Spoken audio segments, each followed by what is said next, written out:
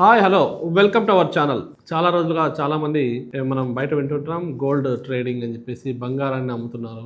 బంగారాన్ని కడ్డీల రూపంలో, బంగారాన్ని బార్స్ రూపంలో 10 గ్రామ్స్ మొదలుకొని 20, 30, 40, 50 ఇట్లా గ్రామ్స్ బార్స్ కూడా అమ్ముతున్నారు అని చెప్పేసి.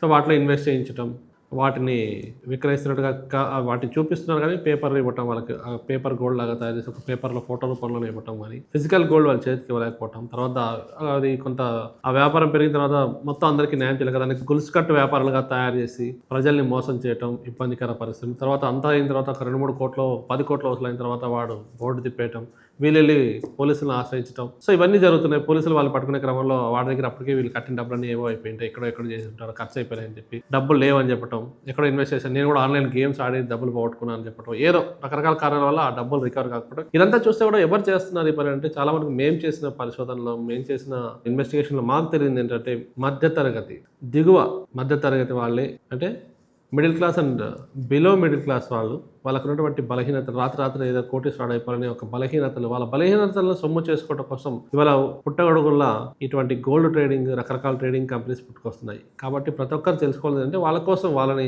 ఇప్పుడు నేరగాళ్ళని పట్టుకోవడం కోసం, వాళ్ళకి శిక్షలు వేయడం కోసం పోలీసులు ఎలాగ ఉన్నారు. సో ఆ నేరగాల వలలో చిక్కుకోకుండా ఉండడం కోసం సగటు మధ్యతరగతి వ్యక్తి కానీ, బిలో మిడిల్ క్లాస్ వాళ్ళు కానీ ఏ విధంగా జాగ్రత్తలు తీసుకోవాలో తెలుసుకునే ప్రయత్నం ఇవాళ చేద్దాం. ముఖ్యంగా గోల్డ్ ట్రేడింగ్ అంటేనే వాళ్ళకు కొన్ని లైసెన్స్లు అవసరమవుతాయి. ఎవరు పడితే వాళ్ళు గోల్డ్ని అమ్మటానికి కానీ, ఎవరైనా కొనొచ్చు, కానీ అమ్మే వాళ్ళు మాత్రం చాలా ఫార్మాలిటీస్, చాలా స్టాండర్డ్స్ ఫాలో అవుతూ ఆ వ్యాపారం చేయవలసి ఉంటుంది అన్నమాట. ముఖ్యంగా వీళ్ళు ఇంపోర్ట్ అండ్ ఎక్స్పోర్ట్ లైసెన్స్ ఆ కోడ్ పొంది ఉండాలి. ప్రస్తుతం ఎవరైతే బిజినెస్ చేయదలుచుకున్నారో వాళ్ళు ఇంపోర్ట్ అండ్ ఎక్స్పోర్ట్ బిజినెస్ సంబంధించిన ఒక లైసెన్స్ కోడ్ కంపల్సరీ పొంది ఉండాలి. అదేవిధంగా BIS హాల్ మార్క్ కంపల్సరీగా సర్టిఫికేషన్ పొంది ఉండాలి.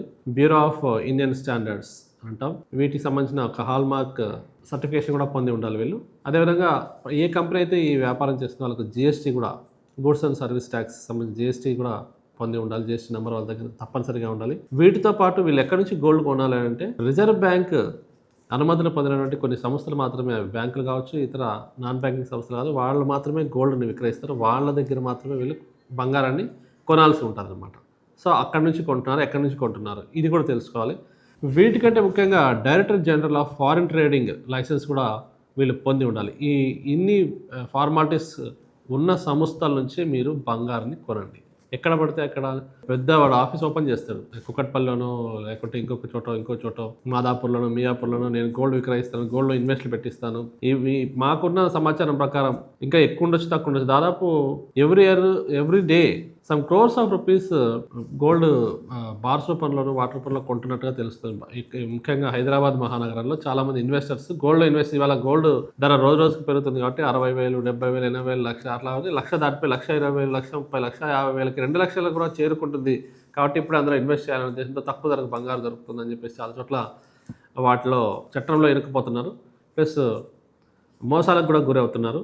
సో ఇవన్నీ కూడా ఒక వన్ బై వన్ చెక్ చేసుకున్న తర్వాత వీళ్ళకి అనుమతులన్నీ ఉన్నాయా, GST ఉందా, BIS హాల్ మార్క్ లైసెన్స్ పొంది ఉన్నారా, ఆ సర్టిఫికేషన్ ఏ సర్టిఫికేషన్స్ వీళ్ళ దగ్గర ఉన్నాయి, ఈ ఇంపోర్ట్ అండ్ ఎక్స్పోర్ట్ కోడ్ ఉందా వీళ్ళ దగ్గర, ఇవన్నీ కూడా చెక్ చేసుకున్న తర్వాతనే మీరు రంగంలో దిగి మీరు కష్టపడి సంపాదించిన సొమ్ము, కష్టపడి పోగు చేసుకున్న రూపాయి పోగేసి కూడబెట్టిన డబ్బుతోటి మీరు వెళ్ళి మోసాలకు పాల్పడుతున్నటువంటి బయట వాళ్ళు ఎలా ఉంటుందంటే వాళ్ళ హంగు ఆర్భాటం చేసి నిజమేనేమో అని చెప్పి నమ్మేసి అక్కడ వెళ్ళి ఇన్వెస్ట్ చేయటం.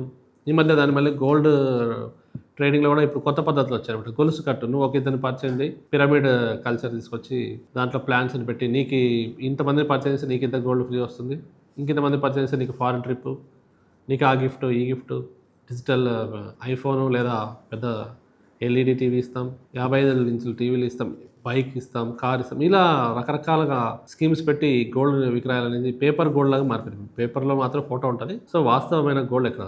ఇక్కడ మాకు తెలిసిన కొన్ని కంపెనీస్ ఏం చేస్తున్నాయంటే ఆన్లైన్లో డబ్బులు తీసుకోకుండా, అంటే అకౌంట్ ట్రాన్స్ఫర్ అవ్వకుండా క్యాష్ రూపంలో కూడా వీటిని సర్క్యులేట్ చేస్తున్నట్టు తెలుస్తుంది. అంటే ఒక బ్లాక్ మనీని వైట్ మనీగా మార్చే కోసం కూడా ఇటువంటి స్కీమ్స్లోకి దిగటం జరుగుతుంది. సో చాలా మంది ఇక్కడ జాగరూకత ఉండాలి.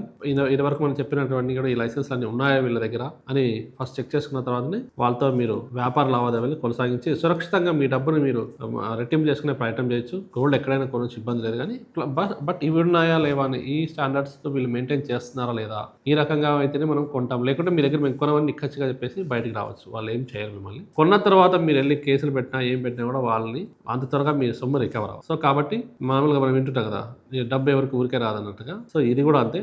గోల్డ్ కొనే క్రమంలో చాలా జాగ్రత్తలు వహించాలి. Thank you so much.